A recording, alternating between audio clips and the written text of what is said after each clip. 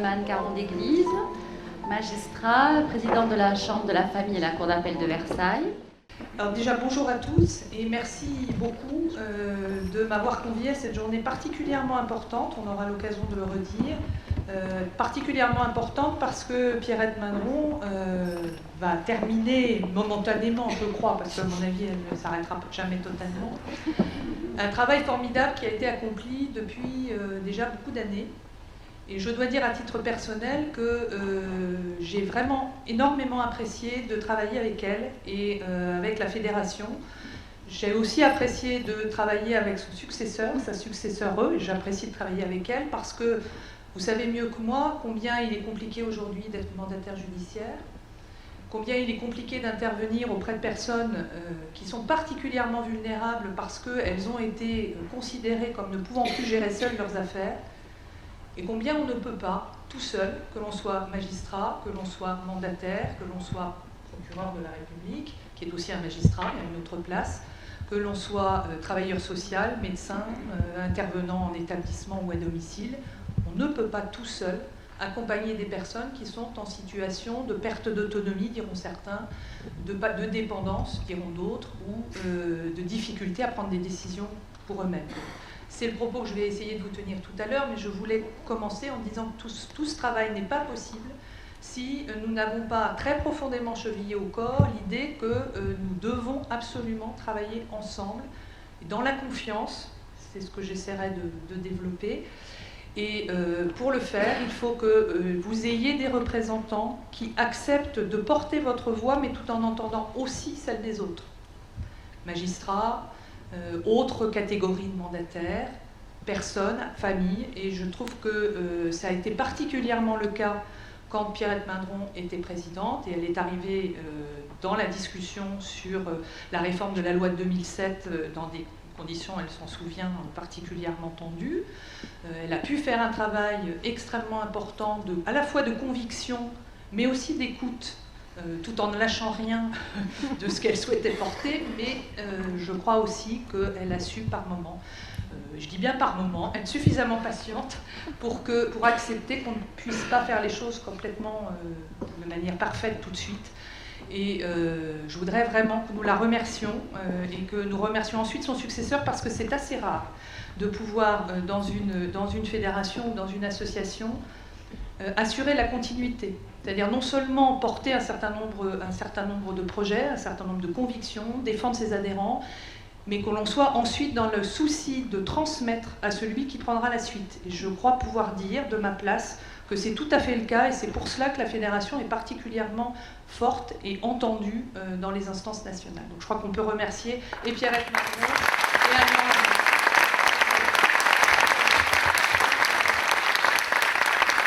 Il me revient de vous faire une intervention sur une thématique qu'on a réfléchi à l'intitulé de cette conférence, et on a choisi la protection de la personne vulnérable et la responsabilité, ou c'est la responsabilité commune des acteurs. Avant de commencer la conférence en elle-même, je voudrais vous faire part d'un document qui pour l'instant n'a pas complètement été diffusé, mais il le sera, qui est ce rapport. Alors vous allez dire, je le sors régulièrement en ce moment, parce qu'on n'est jamais si bien servi que par soi-même. Ce document s'appelle « Les rapports des travaux de la Commission droit éthique de la protection des personnes ». Et c'est un rapport d'un groupe de travail que j'ai eu l'honneur de présider auprès du ministère des Affaires sociales et de la Santé. Et nous avons essayé dans ce rapport de réfléchir à ce qu'est la protection des personnes vulnérables. Elle peut être juridique, mais elle peut être beaucoup plus large, à partir des notions de capacité et de vulnérabilité. Et nous avons essayé de réfléchir également à la place des familles, des personnes et des mandataires judiciaires en proposant un certain nombre de pistes de travail dont j'espère que le ministère des Affaires sociales et de la Santé se saisira pour faire un véritable plan d'action en faveur des personnes les plus démunies, les plus en difficulté. Et dans le cadre de ce plan d'action, nous avons appelé de nos vœux dans ce rapport un travail concret de fond avec les représentants des différents acteurs de la protection juridique, mandat de protection future, directive anticipée, personnes de confiance et mesures de protection judiciaire. Parmi ces acteurs, il y a évidemment vous. Et je pense que nous devrions savoir dans les semaines ou mois qui viennent si le ministère des Affaires sociales s'en empare pour véritablement construire à la fois un statut, alors je ne sais pas s'il faut l'appeler statut, ou en tout cas une reconnaissance de la profession. On y reviendra parce que je suppose qu'il y aura des questions dans la salle. Mais également, il faut que nous parvenions à construire une régulation, je crois que vous en avez parlé hier, une régulation de la profession, une régulation des types de contrôle de la profession, puisqu'ils ne peuvent plus continuer à s'exercer comme ils s'exercent actuellement. Je crois que tout le monde est totalement frustré, que ce soit les personnes, que ce soit les familles, que ce soit les professionnels, vous, mandataires individuels, mandataires exerçant en établissement ou mandataires associatifs, que ce soit aussi les juges qui ont parfaitement conscience qu'ils n'assurent pas leur mission et qu'ils devraient le faire dans de meilleures conditions. Les moyens ne seront jamais des moyens à la hauteur de nos ambitions, nous le savons. Nous ne devons pas démissionner avant d'avoir essayé ensemble de construire un certain nombre, non pas seulement de régulations, mais de repères juridiques et éthiques pour que nous puissions travailler en bonne intelligence dans les objectifs qui sont les nôtres. Ce rapport se pose un certain nombre de questions et notamment dans son introduction s'interroge sur ce que c'est que protéger. La question qui est posée est de savoir notamment si l'État doit s'occuper ou se préoccuper des personnes vulnérables. Nous pensons que dans une société libre, démocratique, soucieuse du bien-être des citoyens, l'État a la responsabilité d'assurer la sécurité et la protection des droits et des libertés des personnes. Ça a l'air d'être une porte ouverte. Je vous invite à vous demander si c'est vraiment une porte ouverte ou si on n'a pas encore à se reposer la question. Le curseur évolue suivant les époques, les points de tension et sans doute suivant le poids des revendications. Dans un contexte budgétaire, contraint, nourri d'injonctions paradoxales, le besoin d'une politique publique cohérente à l'égard des personnes qui, en raison de leurs conditions physiques ou sociales, ou d'événements tragiques ou imprévus, se trouvent placés dans une situation personnelle précaire ou risquent d'être exclus parce qu'ils ne peuvent plus prendre des décisions seuls, devient une urgence. Et aujourd'hui, nous savons que nous avons un certain nombre de dispositifs de protection sociale qui peuvent intervenir à différents instants de la vie, pour le logement, pour les personnes âgées, pour les personnes handicapées par exemple, mais sans forcément avoir été pensé de manière globale, ni mis en perspective avec un certain nombre de dispositions nationales et internationales, comme par exemple les conventions internationales des droits de l'homme ou des personnes handicapées. Il nous appartient probablement de continuer à travailler à partir de ces repères de droit qui ne sont pas que nationaux, qui sont internationaux. Il nous faut aller voir ce qui se passe ailleurs pour que nous puissions avancer dans nos pratiques, chacun à notre place. Les mandataires, bien sûr, mais les juges également. Donc je vous propose, dans le cadre de l'intitulé de l'intervention qui est la mienne, d'essayer de réfléchir avec vous, à partir de cette thématique, qui est la protection de la personne vulnérable et la responsabilité commune. Je me suis dit qu'il nous fallait réfléchir ensemble à ce que l'on appelle la confiance. Et j'ai eu à intervenir lors d'une conférence sur la journée mondiale d'Alzheimer, des personnes atteintes d'Alzheimer au milieu du mois de septembre. Et lorsque j'ai réfléchi à cette question, j'ai pensé à vous et je me suis dit, mais si nous voulons essayer d'avancer, il faut que nous essayions de réfléchir à cette notion qu'est la confiance. C'est ce que je vous propose de faire avec vous maintenant. Le mot confiance est un mot qui est très souvent galvaudé, très souvent nous ne nous interrogeons pas suffisamment sur ce qu'il signifie. Or, vous savez que confiance, ça implique un certain nombre de comportements et cela implique, ça renvoie à un certain nombre de concepts. On dit par exemple aujourd'hui qu'on peut souhaiter vouloir désigner une personne de confiance. On dit que pour pouvoir travailler dans de bonnes conditions avec ses collègues, il faut que nous soyons en confiance. Il faut également être en confiance avec son juge ou avec son mandataire. Bref, il faut que nous ayons une relation qui ne soit pas une relation d'autorité et de pouvoir, on en a parlé encore à midi, mais une vraie relation presque d'égal à égal, chacun à sa place. Même s'il y en a un qui donne un mandat, il n'empêche que le mandat doit être donné à une personne en qui on a confiance. Ce qui est une évidence pour les enfants, et pour les enfants, on sait très bien qu'ils ne peuvent construire leur capacité que dans un environnement de confiance, l'est beaucoup moins pour les adultes, entre professionnels bien sûr, mais également à l'égard des personnes dont nous assurons, ou nous devons assurer la protection. Pourtant, et je vais vous faire un petit détour par la philosophie. Pourtant, dans un monde où la confiance n'existe pas, les devoirs de loyauté tombent en désuétude, disait Kant. Tout s'écroule, le lien social entre les individus et les institutions politiques s'écroule, le droit lui-même. Et pourtant, le droit a intégré la notion de confiance. Et je vous rappelle que lorsque un gouvernement veut faire passer un texte ou est éventuellement mis en difficulté, il en appelle à la confiance, il fait faire un vote de confiance. Donc toutes nos institutions sont également impliquées et immergées dans cette notion de confiance qui pourtant n'est pas la marque principale de nos sociétés. Nous sommes aujourd'hui dans des sociétés dans lesquelles on est plutôt dans la défiance et dans la mise en cause potentielle de la responsabilité de l'autre. Et nous savons qu'accorder sa confiance est difficile, parce que cela implique d'être en mesure de s'en remettre à l'autre, de lui donner un pouvoir, de faire un pari sur lui. C'est compliqué quand vous êtes un individu en perte de repère, qui doit désigner une personne de confiance. C'est compliqué aussi quand vous êtes le magistrat qui doit désigner un mandataire en lequel il faut avoir confiance. Alors nous avons bien avancé avec la formation des mandataires, parce que pour avoir confiance, il faut aussi être sûr des capacités, des compétences de l'autre, et donc la formation fait partie des éléments constructifs de la confiance, mais au-delà, il est bien évident que cela suppose que chacun des acteurs s'interroge sur ce qui fait la confiance, c'est-à-dire sur ses pratiques. Et nous savons que nous sommes globalement, vous, mandataires, nous, magistrats, dans une société dans laquelle nous savons que la confiance individuelle et collective est très fortement ébranlée, au moins sous 4 angles. D'abord, l'incertitude de l'avenir, malgré les avancées scientifiques qui laissent à penser qu'une expertise, un élément complémentaire extérieur pourra nous amener à avoir une réponse ponctuelle à un moment donné. La complexité des situations provoque également un morcellement des interventions. Il est beaucoup plus facile de se dire « je vais intervenir dans tel domaine » et pour le reste, je vais demander à un expert en matière immobilière, à un expert en matière d'assurance, à un expert en matière de santé d'intervenir.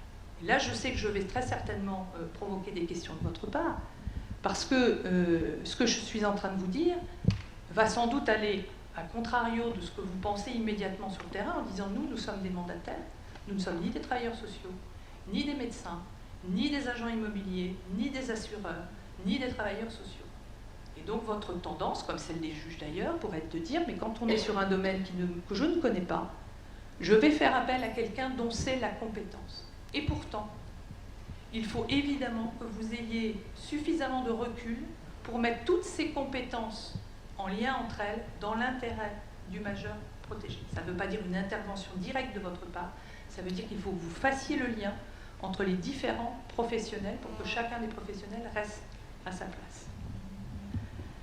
Troisième incertitude, troisième difficulté auquel se heurte la confiance, au-delà de l'incertitude et de la complexité, c'est la notion de risque.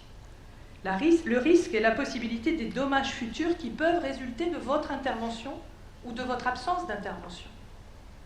Je pense que vous, mandataires judiciaires, comme nous, magistrats, nous pouvons avoir tendance à être totalement paralysés par le risque d'une intervention ou d'une non-intervention.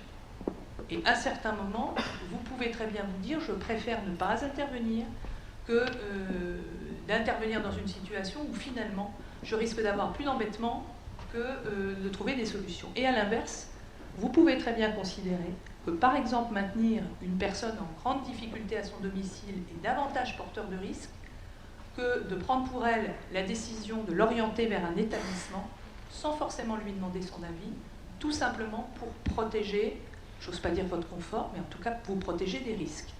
C'est la même chose pour le juge parfois.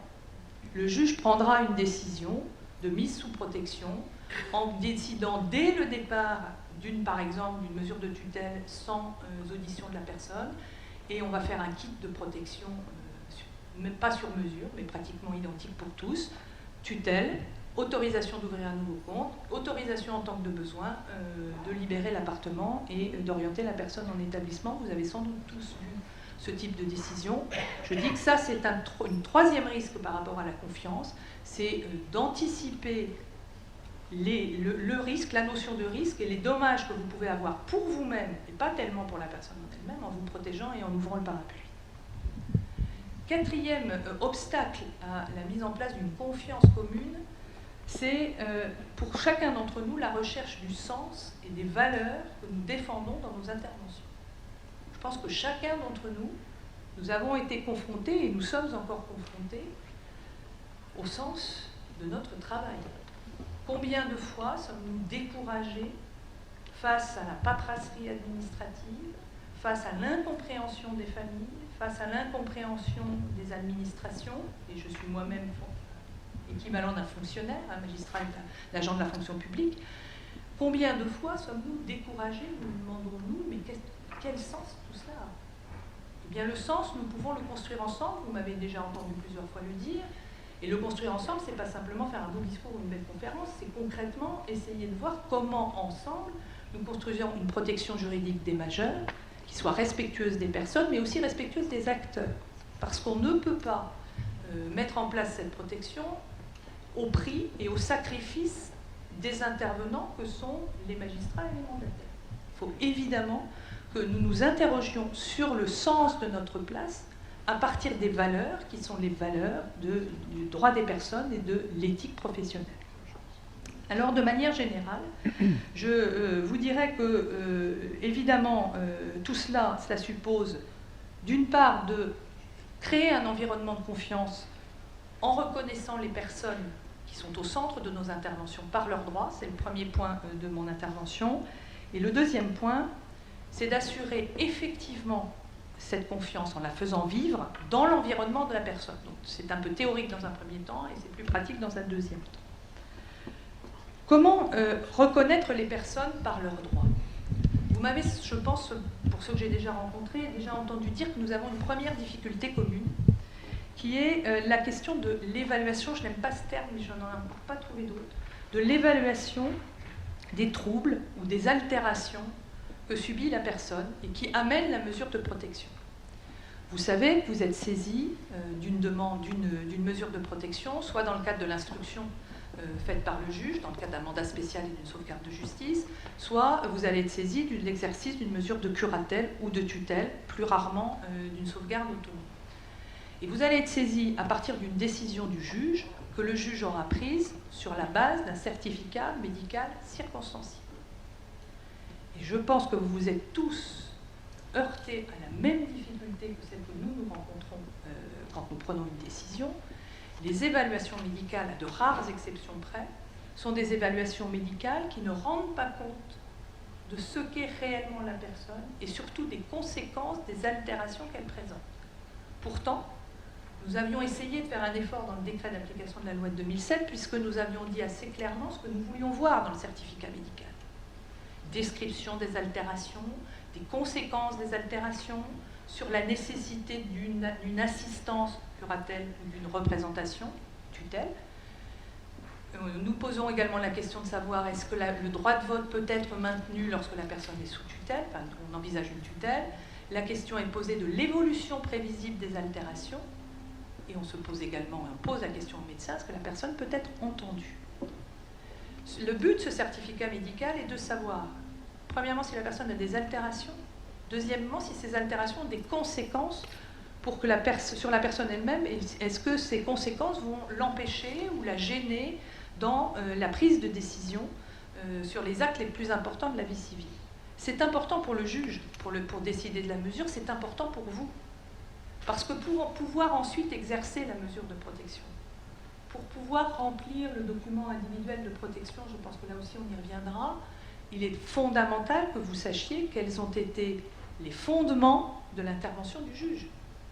L'État doit-il protéger? Et s'il doit protéger, qu'est-ce qui intervient? C'est le juge. Mais quand il doit protéger, c'est bien parce que la personne a des altérations qui ont des conséquences sur sa capacité à prendre des décisions. Pour que vous puissiez être un mandataire à bonne distance, il faut que vous sachiez exactement dans quel contexte le juge est intervenu. Et que vous sachiez si les conséquences sont plutôt sur le patrimoine, plutôt sur les décisions relatives à la personne, aux soins. Bref, est-ce qu'il y a des décisions importantes à prendre dans l'immédiat? Tout cela, vous devez le savoir dès le certificat médical. Je ne ferai pas injure au médecin en disant que la plupart du temps, on ne le sait pas. Et vous-même, vous ne le savez pas lorsque vous allez prendre la mesure. Alors vous me direz, ce n'est pas simplement le médecin qui doit le dire, c'est aussi l'instruction que va mener le juge. Et normalement, dans le dossier et dans le jugement du juge, on doit savoir exactement pourquoi il y a telle mesure et pas telle autre, et qu'est-ce qu'on nous demande. Je pense que de ce point de vue-là, on a encore un travail très important à faire, ensemble, et avec les médecins. Et il faut, je vous remercie, c'est effectivement ça, sortons des trames. Mais quand je dis sortons des trames, nous les magistrats, je ne fais pas que nous fouetter. Je dis aussi, vous, dans les documents individuels de protection, s'il vous plaît, n'entrez pas dans des trames. Qu'on ait des référentiels communs, qu'on n'en ait pas 50 et qu'on ait quand même simplifié les choses. Oui, mais c'est ça qui nous permet ensuite d'individualiser. La confiance, c'est de créer ensemble des outils communs qui permettent ensuite d'être au service des personnes dont on va assurer un bout de route avec elles. Alors sur l'évaluation des troubles et de leurs conséquences, il y a un certain nombre de formations qui se mettent en place, en particulier avec les médecins. Et sur la région parisienne, par exemple, à Créteil, un diplôme universitaire s'est mis en place l'année dernière pour essayer d'attirer l'attention des médecins sur ce que l'on va faire de leurs certificats médicaux. Ce n'est pas simplement un certificat qu'on va rédiger pour 160 €. Je ne fais pas de dessin, ni procès d'intention. On participe à une mission de service public qui est d'envisager de protéger quelqu'un de particulièrement fragile. Donc on va en faire quelque chose de ce certificat. Le juge, dans un premier temps, le mandataire, dans un deuxième temps, parce que c'est à partir de là qu'on va voir à peu près ce qu'on va pouvoir mettre en place. Donc, au-delà de ces formations importantes de chacun des professionnels, et les formations croisées sont aussi des pistes sur lesquelles il va falloir qu'on avance, croisées, c'est-à-dire médecins, mandataires, magistrats,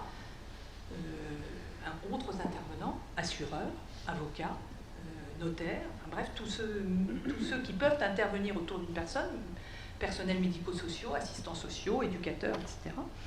Donc il faudra évidemment travailler sur ces formations, mais au-delà, un travail doit être engagé, et il est engagé sur les outils d'évaluation eux-mêmes.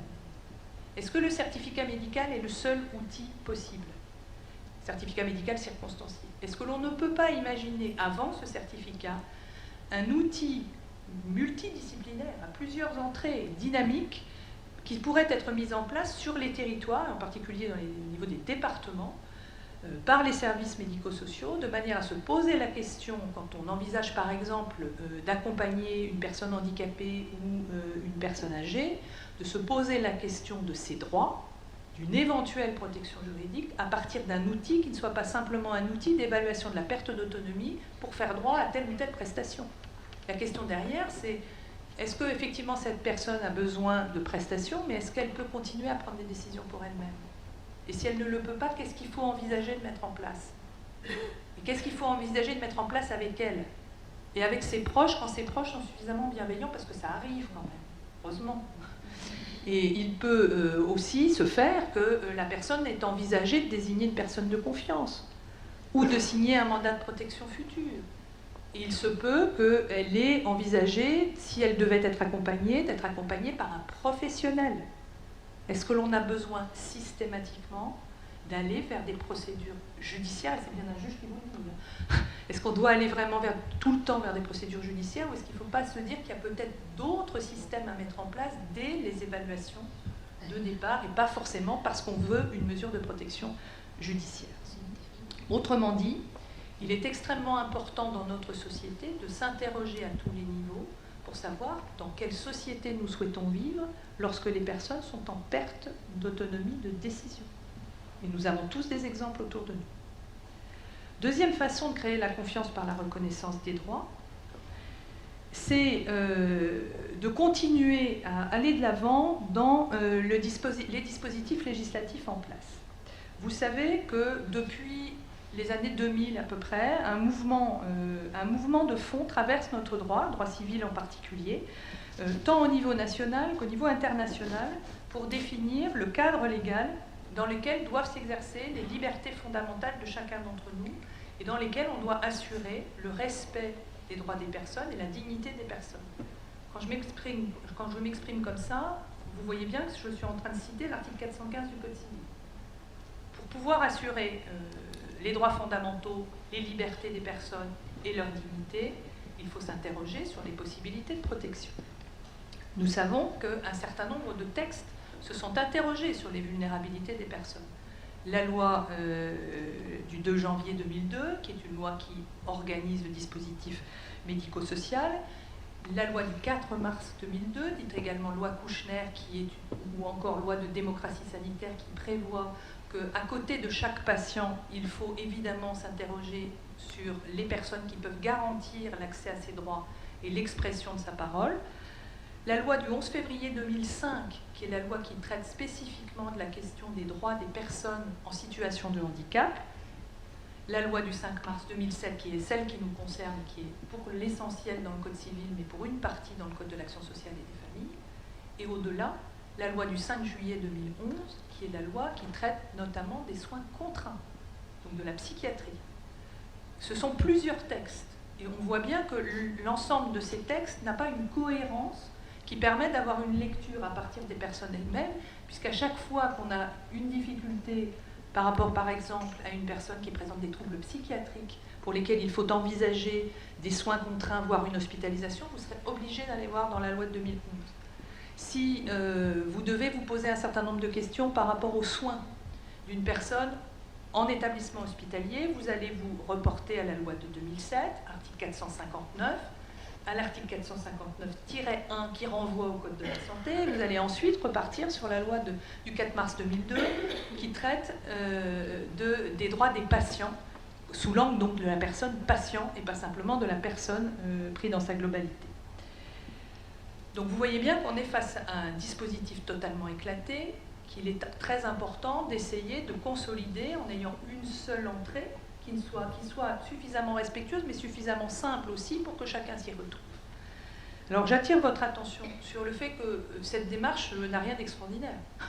Déjà en 1999, le Conseil des ministres de l'Europe, par une recommandation du 23 février 1999, avait appelé les gouvernements européens à essayer de mettre en place dans leur législation des dispositifs qui soient cohérents, et je cite, respectueux des souhaits et des sentiments de la personne. Et pourtant, sentiment, ce n'est pas un terme juridique, mais c'était déjà dans la recommandation du Comité des ministres de l'Europe. Et il était évoqué également la nécessité de prendre en compte la prééminence des intérêts et du bien-être de la personne.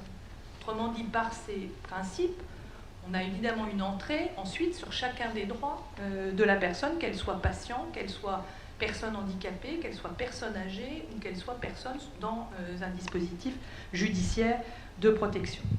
Donc il est évident que pour pouvoir créer de la confiance, il faut que nous mettions en place des dispositifs juridiques qui soient suffisamment cohérents ensemble pour que nous nous y retrouvions. Les personnes bien sûr, mais aussi les professionnels, parce que quand les professionnels ne s'y retrouvent plus, ça semble indiquer qu'il y a quelque chose qui ne va pas. Puisque sur certaines questions, et je pense qu'elles viendront tout à l'heure, comme les soins ou les admissions en maison de retraite, presque autant de juges, autant de réponses. Autant de mandataires, autant de réponses. Alors comment, une fois qu'on a posé la question des droits, comment effectivement faire vivre la confiance dans l'environnement de la personne?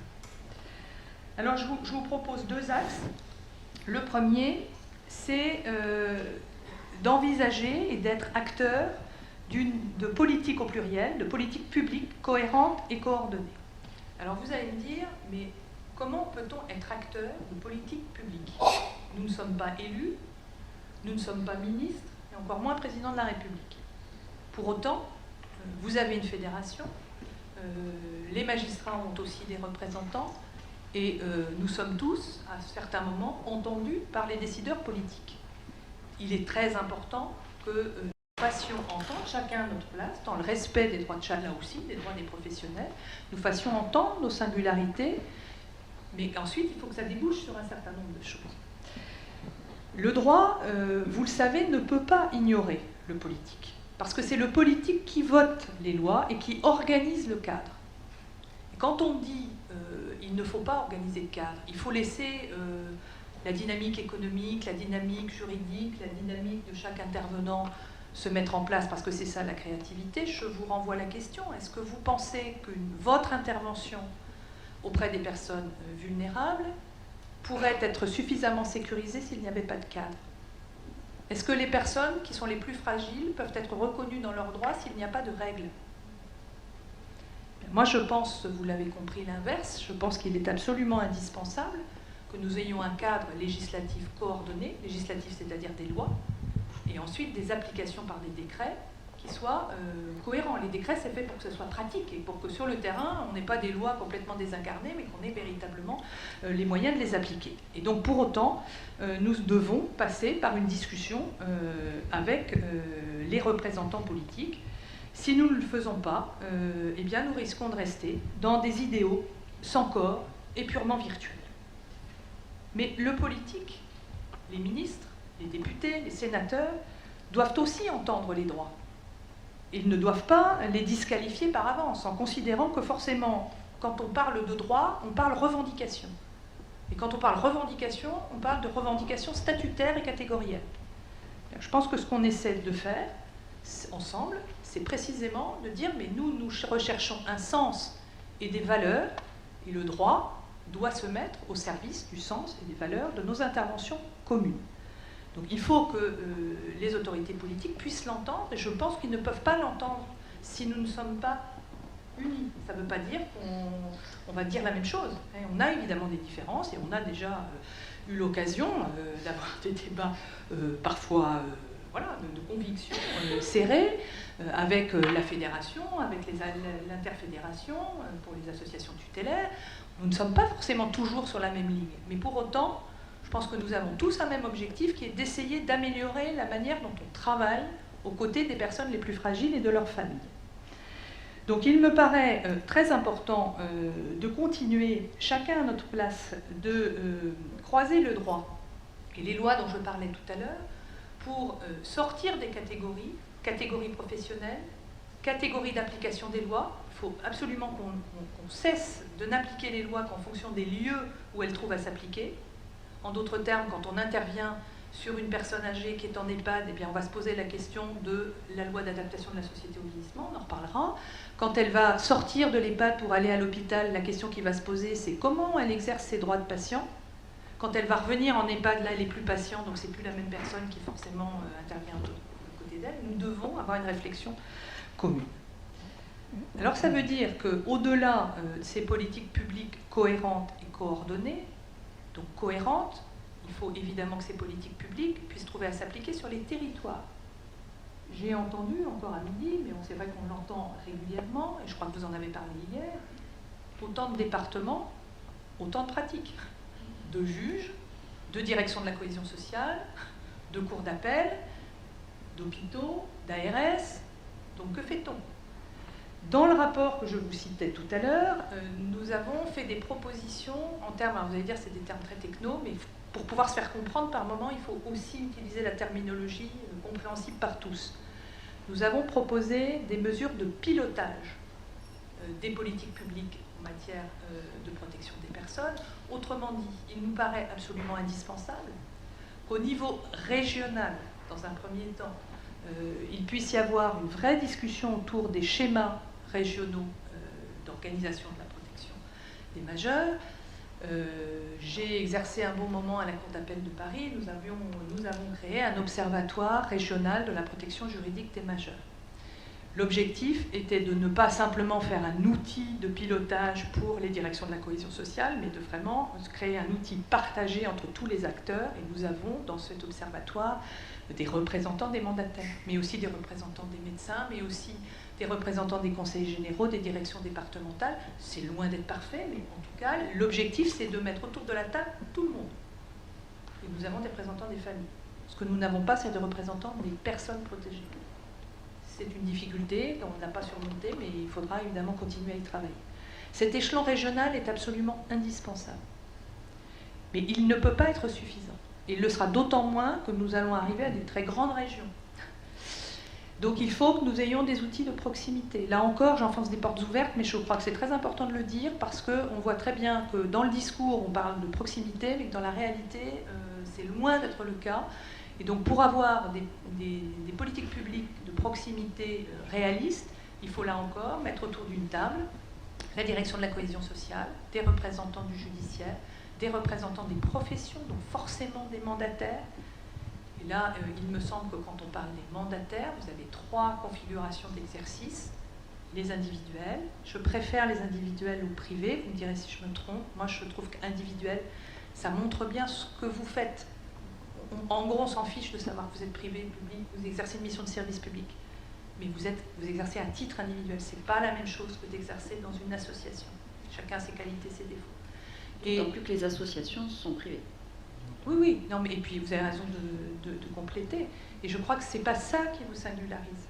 Ce qui vous singularise, c'est votre mode d'exercice, et ça serait plus à vous de le dire qu'à moi, mais en tout cas, moi, c'est comme ça que je le vois, c'est votre mode d'exercice et la mission de service public que vous accomplissez. J'espère que la plupart de ceux qui s'engagent dans ce métier sont tous convaincus que c'est une mission de service public. Ce n'est pas simplement gérer les fonds d'une personne, en s'en occupant jamais de la personne.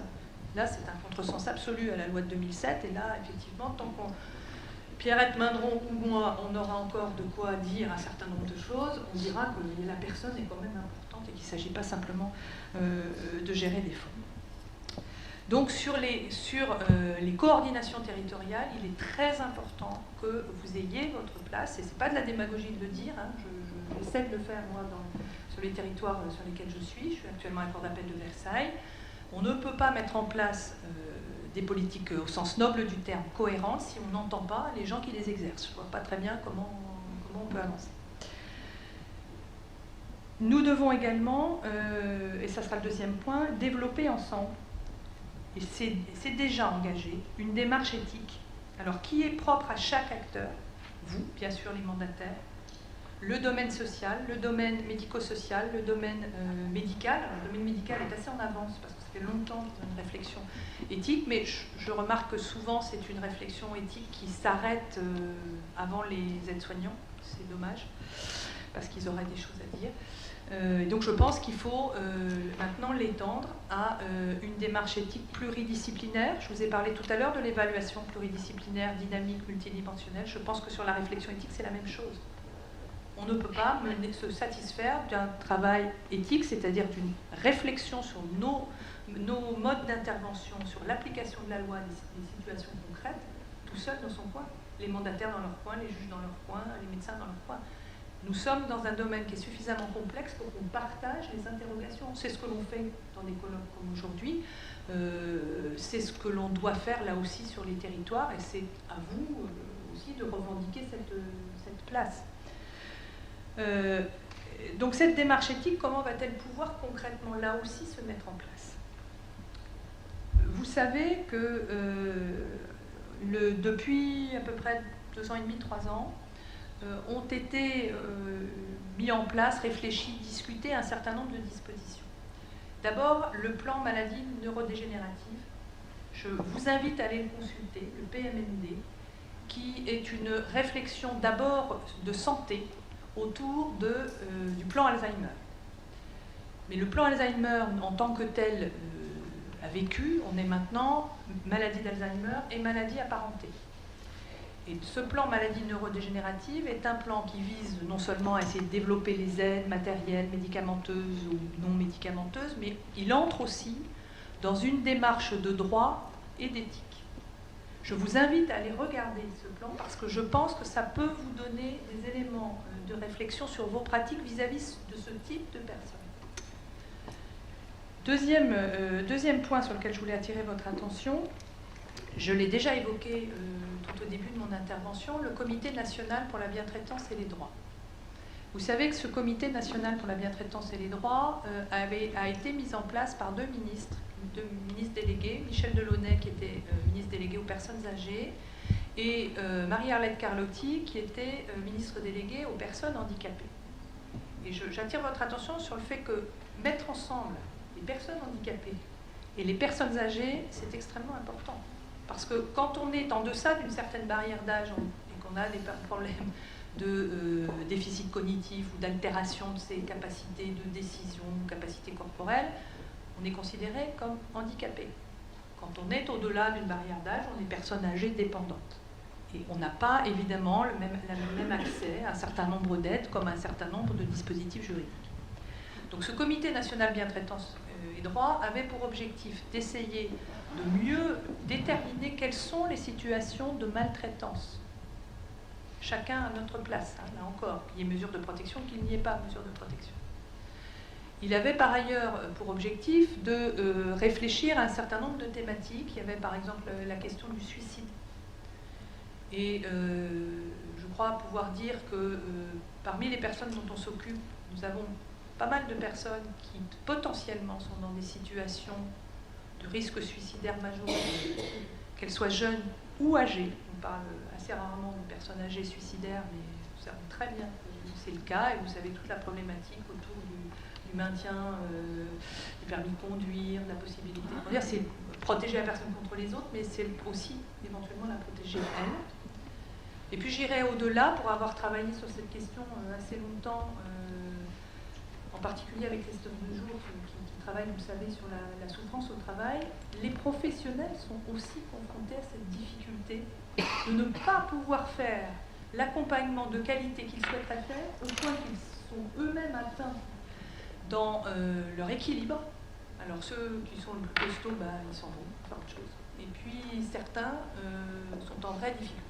Donc ce sont des points qui ont été abordés au Comité national bientraitance et droits, essentiellement sous l'angle du potentiel, entre guillemets, suicidaire des personnes les plus vulnérables, mais forcément derrière vient toujours la fragilité des professionnels. Et puis l'autre point très important qui a été abordé dans le Comité national bientraitance et droits, c'est la question des droits. Et la question des droits, évidemment, elle a tourné autour de, d'abord, la question de la liberté d'aller et venir dans les établissements. Et la question de départ, c'était peut-on limiter la liberté d'aller et venir des personnes dans les établissements, en particulier dans les EHPAD, en particulier dans les cantons ou autres parties fermées d'établissements. Qui peut le faire? À qui fait-on appel et quel recours? Et évidemment, la question qui s'est posée derrière, c'était de dire, mais il s'agit de personnes âgées dépendantes. Donc de personnes âgées qui, très souvent, à 90%, sont là alors qu'elles ne l'ont pas voulu. Cette décision a été prise par d'autres. Et non seulement on a pris la décision de les mettre en établissement, mais en plus on va prendre la décision de les enfermer contre leur gré. Et vous le savez que le contrôleur général des lieux privatifs de liberté, Jean-Marie Delarue, avait indiqué que ça posait quand même un certain nombre de difficultés. Et si on va encore plus loin, vous savez que dans l'exercice de vos mesures, c'est une des difficultés que vous pouvez avoir. Comment fait-on lorsqu'on ne peut plus maintenir une personne à domicile? On envisage de l'orienter en établissement, mais qui prend la décision? Est-ce que moi, mandataire, je le fais tout seul? Est-ce que je transfère la décision au juge, ou est-ce que finalement je laisse les choses se faire avec les services sociaux, et ensuite je laisse l'établissement faire ce qu'il peut, ce qu'il veut, dans la limitation de la liberté des personnes. Autre point que nous avons abordé, c'est la question de la mise en miroir des droits individuels des personnes et des droits collectifs. Les droits individuels, on voit bien ce que c'est. Ce sont les droits de la personne elle-même, et c'est ce que vous appliquez, ce que j'applique lorsque on prend des situations individuelles de personnes qui ne peuvent plus décider par elles-mêmes. Les droits collectifs, c'est qu'une fois que des personnes sont dans une collectivité, elles vont s'appliquer un certain nombre de règles collectives qui vont s'appliquer à tout le monde, notamment lorsqu'elles sont en établissement. J'ai parlé des personnes âgées, on pourrait également, évidemment, faire le parallèle avec les personnes handicapées en établissement, dont on ne s'occupe pas énormément. Et pour autant, il y a quand même un certain nombre de difficultés, pour ne pas dire des situations scandaleuses, dans un certain nombre de cas. Et puis au-delà de ces deux questions, liberté d'aller et venir, droit individuel, droit collectif, s'est posé la question, c'était le dernier point, le droit et l'éthique de la protection des personnes. Lorsque les personnes ont besoin d'être protégées, est-ce qu'il ne faut pas se poser ensemble la question de savoir qu'est-ce que c'est qu'une personne qui a besoin d'être protégée? À partir de quand a-t-elle besoin? Et lorsqu'elle a besoin, qu'est-ce qu'on met en place? Et comment organise-t-on la protection de ces personnes? Alors, ce que nous avons essayé de faire dans le CNBD, c'est le document dont je vous ai parlé tout à l'heure. On en parlera en détail s'il y a des questions sur l'organisation de la profession des mandataires judiciaires. Je dois dire qu'on ne l'a pas fait tout seul. Vous avez été entendu dans le cadre des travaux du CNBD. L'idée étant qu'on puisse vous entendre dans les travaux du CNBD pour pouvoir vous réentendre derrière dans le cadre, cette fois, d'un groupe de travail avec la direction de la cohésion sociale qui permettent de traduire ces réflexions en actes. Puis au-delà du plan maladie neurodégénérative, du CNBD, il y a eu un certain nombre de travaux législatifs. Vous avez entendu parler du projet de loi d'adaptation de la société au vieillissement. Vous savez qu'il est repassé à l'Assemblée nationale il y a une quinzaine de jours. Et donc, son chemin va se poursuivre, il va vraisemblablement être voté d'ici la fin de l'année. Les dispositions qui concernent les droits se trouvent aux articles 19 à, de mémoire, 27 bis ou 27 ter. Il y a encore des dispositions à l'article 28 qui traitent du droit des étrangers, des personnes âgées étrangères, en particulier des FIBANI. Mais pour ce qui vous concerne, ce qui est extrêmement important d'aller lire, ce sont les articles 19 à 27 bis.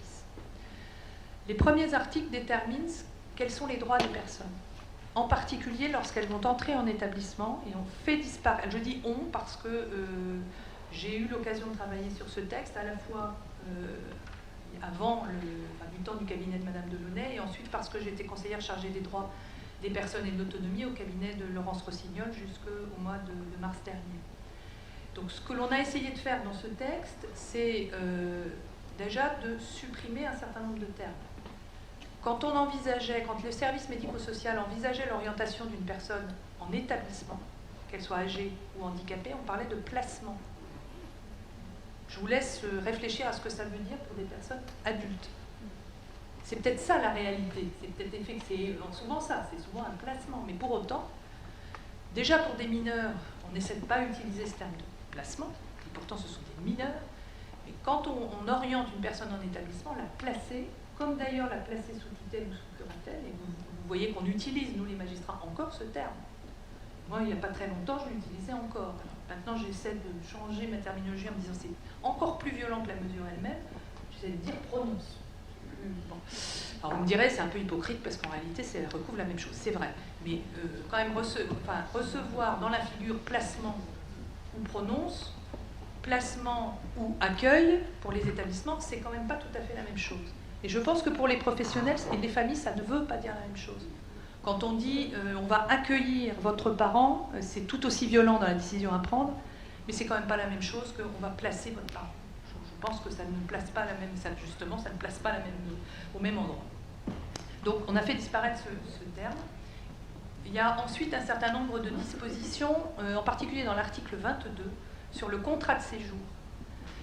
Et nous avons réfléchi sur la manière dont on peut signer le contrat de séjour. Et ça vous regarde directement, puisque je pense que vous avez été confrontés à des situations dans lesquelles vous avez dû prendre la décision avec la personne, avec sa famille, parfois seule, d'orienter une personne protégée en établissement. Parfois, vous avez saisi le juge en lui demandant de fixer la résidence. Parfois, vous avez saisi le juge, et je l'ai vu comme magistrat d'appel, en lui demandant de prendre une décision de gestion sur la vente ou la disposition des droits relatifs au bail sur le logement de la personne protégée. Et vous avez demandé, peut-être pas, mais en tout cas moi je l'ai vu faire, il arrive que des mandataires demandent au juge d'autoriser le placement de la personne en EHPAD et d'autoriser la signature du contrat de séjour. Vous me direz si certains d'entre vous ont été confrontés à cela. Ça pose une double question qu'on a essayé de régler, enfin en tout cas sur laquelle on a essayé d'avancer dans le projet de loi vieillissement. C'est d'une part la question du placement, et je viens de vous dire c'est pas placement, c'est accueil. Et d'autre part, le contrat de séjour, là il y a une vraie difficulté, puisque le contrat de séjour, comme tout contrat, est un acte qui va engager à la fois la personne, mais aussi ses finances. Et donc évidemment, la personne, qu'elle soit protégée ou pas protégée, quand elle signe un contrat, elle s'engage, il faut donc qu'elle comprenne ce qu'elle signe. Et donc ce que l'on a prévu dans la loi d'adaptation de la société au vieillissement, c'est que la signature de ce contrat donne lieu à un entretien avec le directeur d'établissement ou son délégué, éventuellement le médecin coordonnateur, et la personne, le futur résident, pouvant être accompagné par la personne de confiance de son choix. L'idée est de rendre moins violent quand c'est possible, parce qu'évidemment, encore une fois, je vous ai dit tout à l'heure, on peut avoir des idéaux formidables. La réalité, c'est que quand même parfois cet entretien est très compliqué parce que la personne ne veut pas entrer, parce qu'elle Elle est agitée parce que voilà, on est obligé de prendre une décision quand la place se libère, et donc évidemment cet entretien est compliqué. Mais nous ne devons pas tous renoncer. Parce que si on renonce tous, ça veut dire qu'à la limite, on vient la prendre un jour, un matin, avec sa petite valise, on l'emmène à la maison de retraite, le directeur ne la voit pas, dit « Ah, elle est agitée », on la met dans une partie fermée d'établissement, et ensuite elle est étiquetée une fois pour toutes comme étant une personne agitée. Pour peu que le mandataire ait beaucoup de mesures de protection et se dise « Elle est en établissement, donc moi, ma responsabilité est dégagée, j'ai plus forcément à venir la voir », je vous demande de réfléchir à ce qu'est vraiment la protection de la personne dans ce type de cas. Et je vous demande d'aller au-delà de ma question, parce que vous allez réagir comme professionnel. Si vous-même, vous étiez la personne en question, est-ce que vous aimeriez qu'on vous traite comme ça? Je pense qu'il y aura des questions tout à l'heure sur ce sujet. Donc l'article 22 a essayé d'avancer un peu en termes de droit, et ça veut dire aussi qu'à partir du moment où ce texte bouge, il va falloir que nos pratiques de juges, de mandataires, évoluent ensemble. On ne peut pas reporter sur vous tout le travail de terrain en vous disant bah, vous vous débrouillez sur le lieu de vie de la personne, et moi je rendrai une décision, je ne rendrai pas une décision. Il faut qu'il y ait un vrai travail de collaboration, ce qui suppose des échanges entre les magistrats et les mandataires. Mais je dirais au-delà des échanges, parce que j'ai parfaitement conscience que j'ai beau tenir ce discours depuis très longtemps, plus on avance et plus les pratiques sont très très éloignées de ce que je suis en train de vous dire. J'en ai parfaitement conscience. Je crois que si on crée des espaces de discussion, comme on en a tout de suite, mais des discussions sur les territoires entre les différents professionnels, en dehors des cas individuels, c'est de nature à provoquer des réflexes, à la fois chez vous, chez vos partenaires sociaux, médico-sociaux et médicaux, mais aussi chez les juges.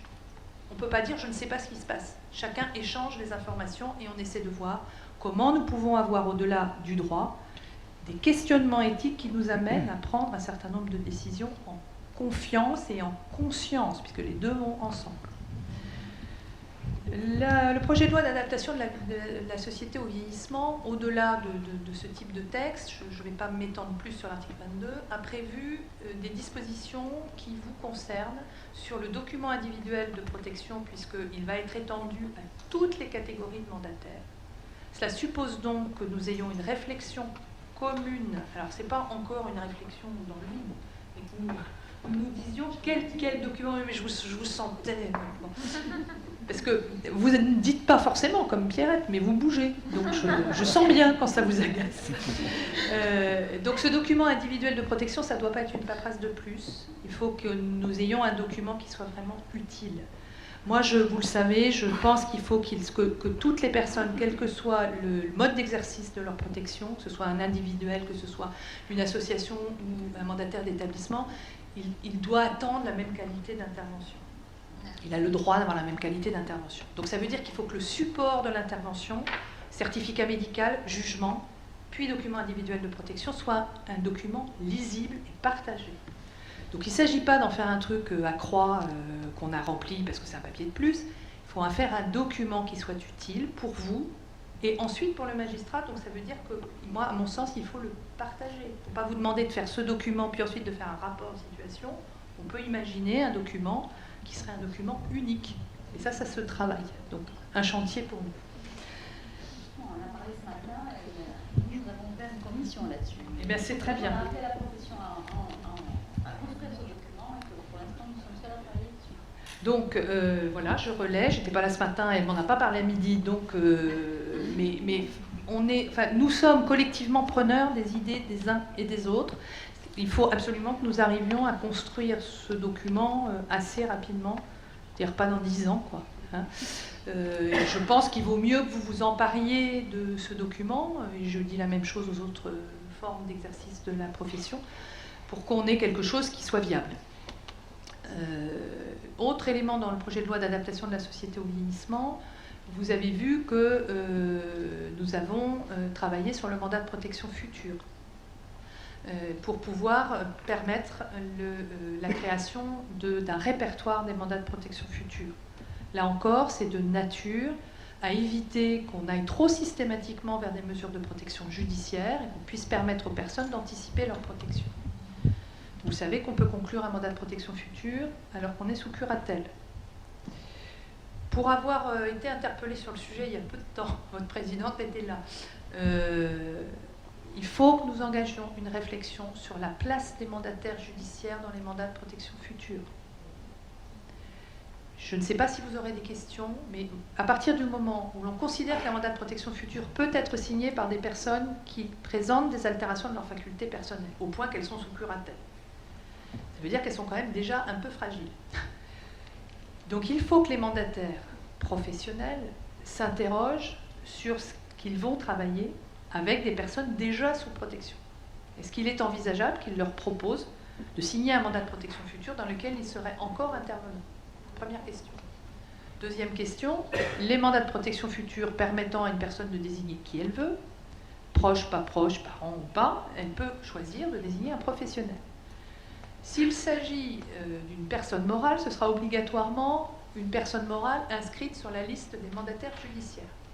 Si c'est une personne, un particulier, ça peut être un mandataire exerçant à titre individuel. Et là, je vous demande vraiment d'engager la réflexion sur ce sujet parce que j'ai été quand même très alertée par des questions posées au colloque d'Arcachon par certains de vos confrères, ou par un de vos confrères, on va dire, qui,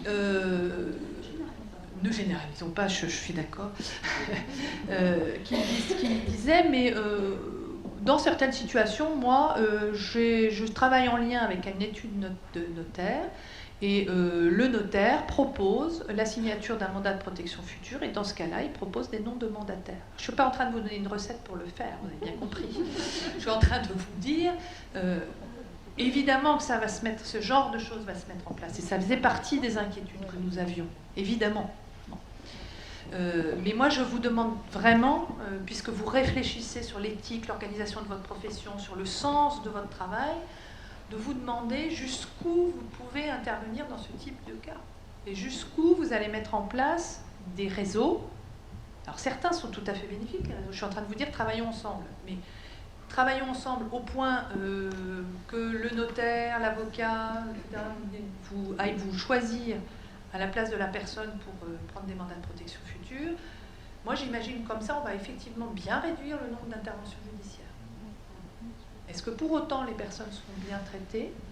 Je ne sais pas, dans certains cas oui, sans doute. On ne peut pas jeter le discrédit a priori. Mais ça veut dire aussi qu'en termes de contrôle, on ne sera pas du tout sur les mêmes ressorts. Donc je pense que nous avons tout intérêt à nous poser collectivement la question. Certains d'entre vous estimeront peut-être qu'ils n'ont qu'à mener leur vie tout seuls. Voilà, nous en tout cas on sait qu'il y a un risque. Comme c'est un facteur de risque, inutile de vous dire qu'on a commencé à travailler sur le sujet de manière à ce que on puisse aller peut-être faire un peu plus de contrôle sur ce type de mandat. Non pas parce qu'on les suspecte a priori, mais vous comprenez bien qu'on augmente les probabilités de risque. Autre élément important dans le projet d'adaptation de la société au vieillissement, je crois me souvenir, mais je ne suis plus sûre, c'est 26 bis je crois, c'est un article qui résulte d'un amendement et qui consiste à travailler sur les incompatibilités d'exercice de la profession de mandataire. Si vous vous souvenez, cet amendement est venu à l'Assemblée nationale pour empêcher qu'un mandataire salarié d'une association puisse par ailleurs exercer des fonctions de mandataire à titre individuel. Le texte adopté n'est pas celui-là.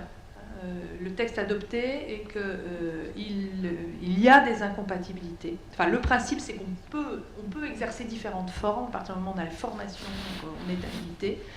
Il y a différentes formes d'exercice de la profession, mais pour autant, il y aura des incompatibilités d'exercice, notamment géographiques et notamment dans le temps, sur lesquelles il est envisagé de travailler très rapidement, dans le cadre de ce que j'ai évoqué en début de mon propos, du groupe de travail que j'espère voir bientôt mis en place, sur l'organisation de la profession des mandataires, mais c'est plus que sur l'organisation de la profession des mandataires, puisque, et je terminerai là-dessus, si nous voulons mettre en place de la confiance commune, ce qui permettra d'éviter ce genre d'attitude que peut avoir la presse d'un côté, que peuvent avoir un certain nombre de particuliers à l'égard de votre profession, à l'égard des juges, et donc tout le discrédit qui peut être porté sur les intervenants dans les mesures de protection. Si nous voulons restaurer cette confiance, il faut absolument que nous donnions des gages. Donner des gages, ça suppose que nous construisions ensemble un dispositif qui non seulement inspire la confiance, mais qui soit un dispositif de confiance.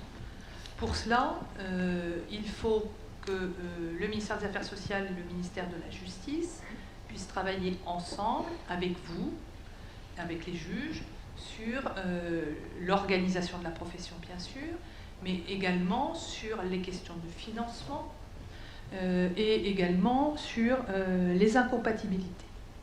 Et au-delà, le travail éthique que vous portez déjà depuis un certain nombre d'années doit avoir toute sa place dans ce groupe de travail qui, je l'espère, se mettra en place dans les semaines qui viennent. Je vous remercie de votre attention. Maintenant, j'attends vos questions avec beaucoup d'impatience, puisque, vous l'avez bien compris, pour assurer la protection des personnes les plus vulnérables, nous devons nous souvenir qu'il y a des dispositions dans le Code civil qui prévoient la responsabilité commune des acteurs. Donc très souvent on la voit sous la forme d'une assignation en responsabilité de tel ou tel d'entre nous. En général, elle passe par une assignation de l'État. Je ne vais pas refaire le colloque qu'il y a eu récemment sur la responsabilité. Mais vous savez que la responsabilité de l'État, ça veut dire que derrière, il est possible de mettre en cause par une action récursoire l'intervention du mandataire judiciaire, voire l'intervention du juge ou du greffier. Donc quand on pense à nos responsabilités communes, pensons évidemment à cette responsabilité-là. Mais au-delà, c'est la responsabilité professionnelle et surtout la responsabilité éthique et morale que nous avons d'assurer la protection des personnes les plus fragiles. Je vous remercie.